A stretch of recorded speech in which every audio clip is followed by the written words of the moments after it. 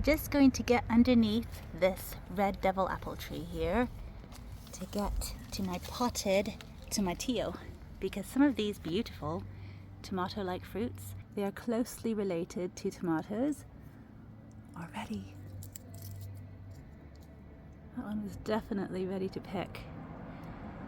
You see, they're like tomatoes, but they have this papery husk around them, which makes them resemble more a physalis, like these guys over here. These are Physalis peruviana, and they're a more sweet berry. I'm actually going to be mixing my physalis with these tomatillos because I haven't got quite enough tomatillos. But there are a few, and they're quite small, as you can see. But let's get them all. There are so many coming. I think we're going to have lots and lots of this. Enough to make lots and lots of salsa verde. But just today, there aren't that many. They're all growing in between this big red devil apple tree. So I need to just sort of scout them out.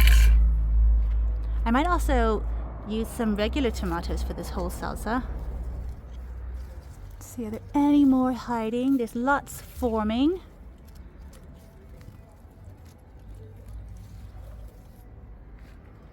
There are lots of these little beautiful lanterns forming here, for example.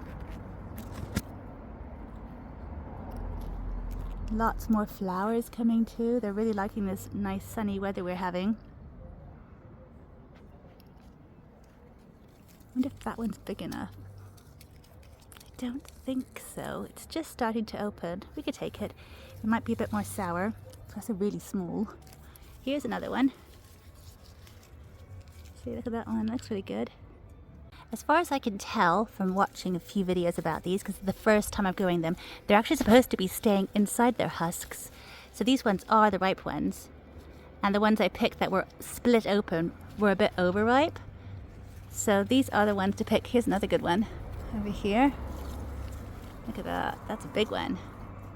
Big for me anyhow. That looks good. I like that. I'll get that one. Alright, let's pick them now. This is the first few that are ripe, so there really aren't that many, but many more will be coming. It's only going to be a very small salsa I'll be making today to have with our fajitas. But I might just add a few tomatoes, like I was saying. Let's have a look at the tomatoes. There are some really nice ripe ones. Look at these. Oh, they are getting there. Beauties. So lovely. Let's get some of these guys. Look at them. Oh my goodness.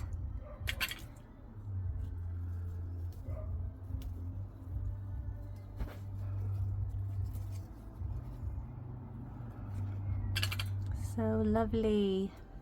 There's many more. There's also some of these yellow submarines down here, which are fun. Look how gorgeous. That should be enough, I think. Then some chilies. I was thinking about these guys here because they look a bit like jalapenos, but they're supposed to be quite mild. They're called Cheyenne. And then we've got some basket of fires here, but what I really want to try are these guys. The lemon buena molata. That one just looks so nice. They're actually not ripe when they're purple, but I just like the look of that. Isn't it beautiful? It's supposed to be quite lemony too, and that's the kind of flavor I like. I think we'll just stick to one because it's only a small portion I'm making. But as these guys ripen, they will turn fiery red. Yum! Oh, and look, here is the goji berry right next to it, with its first little goji berries forming on it. See, oh, there's another little nub of a goji berry. And one little guy down here. So much fun.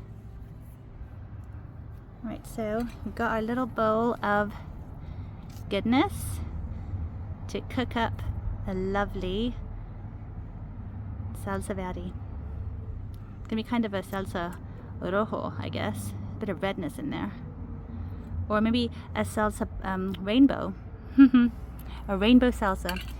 Let's go and get some coriander as well. Before that, just a visit to my lemon quat. I have recently picked lots of the ripe ones, these lemon quarts here, because I cured them in some salt. That's my favorite way to use homegrown citrus. At least the sour ones, like these lemons here, are also going to be cured at some point. We've got the water fountain over there. But let's just pick, I've seen one more of these lemon quarts that are ripening up now. So we can get down here and get this little guy. He's got a little bit of a damage to him, but he'll have enough juice in there. There we go. He's like the same size as some of the tomatoes. A nice little guy. And now to get some coriander. I've got a big bunch of coriander growing in this pot, and it's starting to go to seed, which is my favorite thing. I love the little spicy green seeds. But just to make sure they can go to seed, I won't pick the flowers. I'll just get some of the stems from down here, if there are any that haven't got flowers on them. Some of the leaves anyhow. It's such a wonderful herb. I really do like it. Maybe I'll get some other ones. Actually, they get a bit woody when they get flowers on them, to be fair. Like lots of herbs do.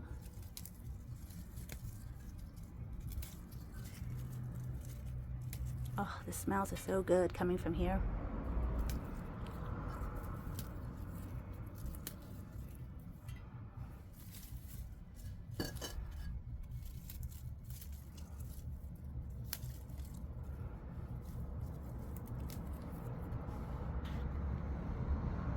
Let's hope we get lots of little spicy seeds soon.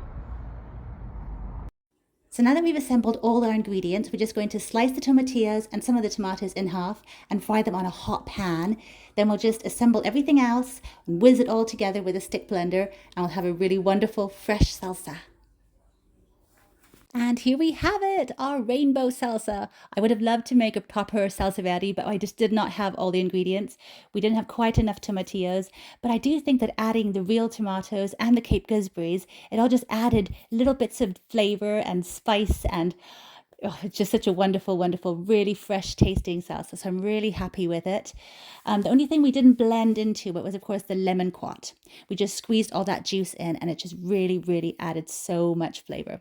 So I'm really happy with this. I hope you get to try something like this. If you're growing tomatillos, let me know how you use them. And I will see you next time. Thanks for watching. Bye for now.